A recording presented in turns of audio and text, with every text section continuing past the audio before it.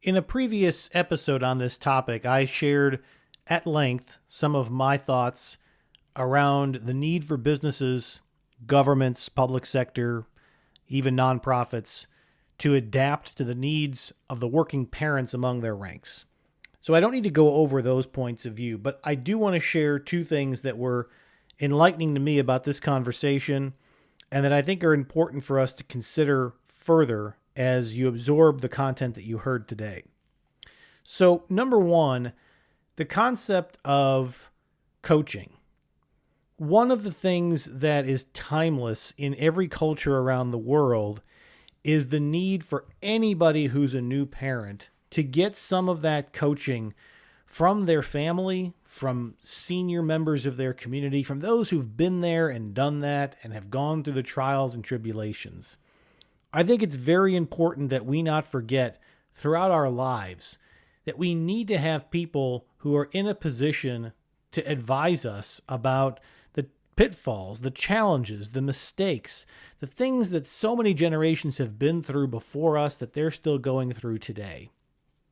And for some reason, as we get older, we think we don't need coaches anymore. When you're young, if you're involved in any sort of extracurricular activities, there's always somebody in your life. Your parents are coaching you about life skills. You have neighbors, you have family members. If you're in organized sports, or even if you're in theater or in choir or in any profession, there's somebody who's teaching you, who's coaching you, who's mentoring you, who's showing you the ropes.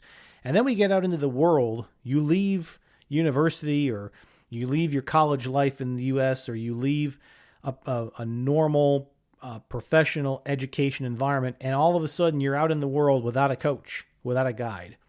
I think it's very important to take to heart counsel that Amit shared with us, not just because it's what he does as part of his living, but because it's a big need. And so my call is for two different actions here. Number one, if you are a working parent, if you are struggling with the balancing act, that is never going to be perfect, and there's always going to be trade-offs. But if you're not confident or sure about the trade-offs you need to make or want to make, find a coach. Get a coach. It can be somebody in your life. It can be somebody who does it professionally. It can be somebody in your community who has gone through this experience. It can be an elder. It can be somebody you admire in the workplace. But don't suffer in silence and hope that you're doing the right things.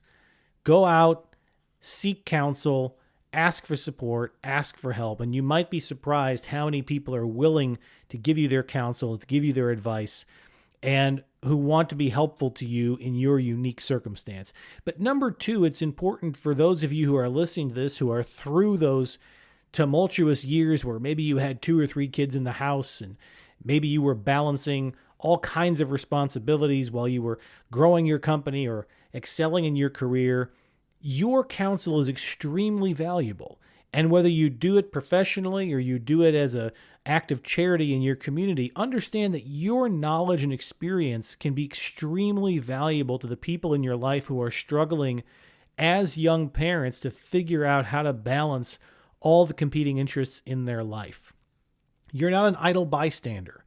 We know that we have an aging population throughout much of the world, especially much of the Western world.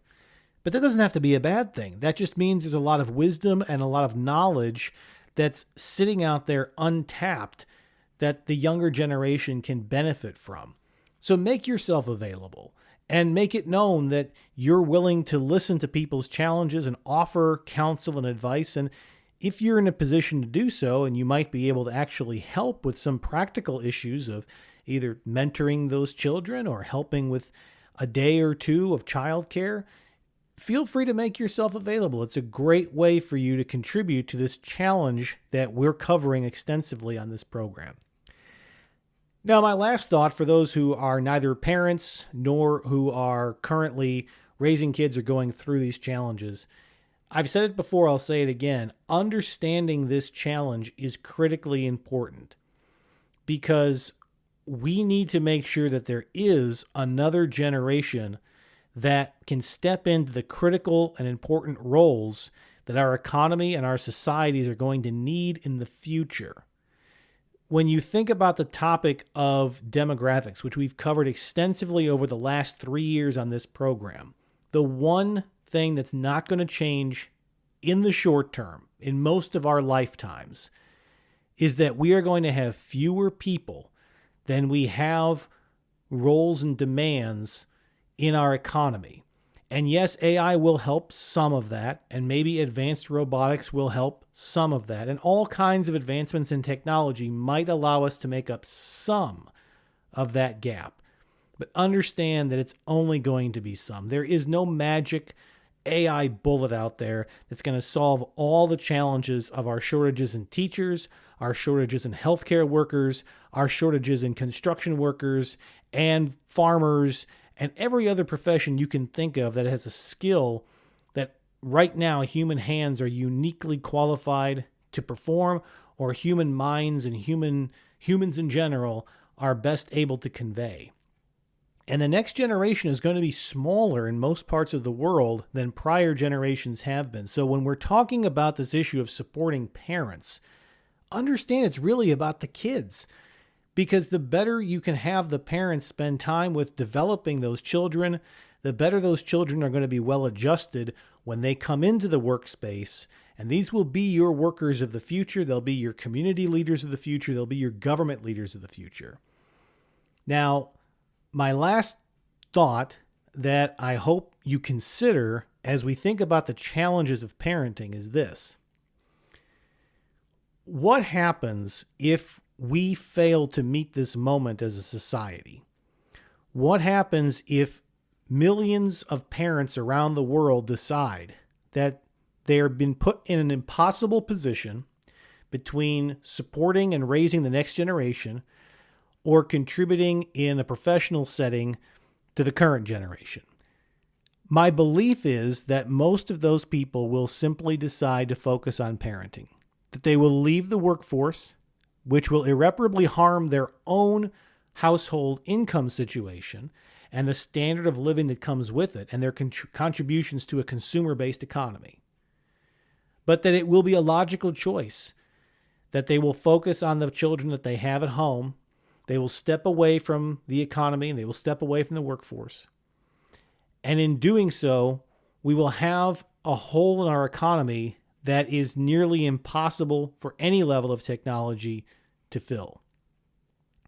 This is what I need the leaders to understand who are thinking about policies that empower and support young parents. The consequences to your business, the consequences to your community, and the consequences to our world are substantial. For those who think that you can continue to push working parents to the brink and beyond and that they won't leave, they won't quit because they can't, you're wrong. They can leave, they can quit, they will accept the lower standard of living because they will prioritize their families. And if that leaves our workforce short of what's needed to support the businesses of today and tomorrow, it will affect your earnings, it will affect your productivity, it will affect the outcomes of your businesses, and it's not something that you can simply wish away or hope away or technologically solve away. This is a challenge that requires a meeting of the moment, and we rely on business leaders, on nonprofit leaders, on public sector leaders, on anybody who is in the business of employing humans to meet this moment and to do it thoughtfully and to do it gracefully and to do it to the benefit of both your business and your employees, because it will be to your benefit. And really, if you want to be a successful leader of a successful business, you have no choice.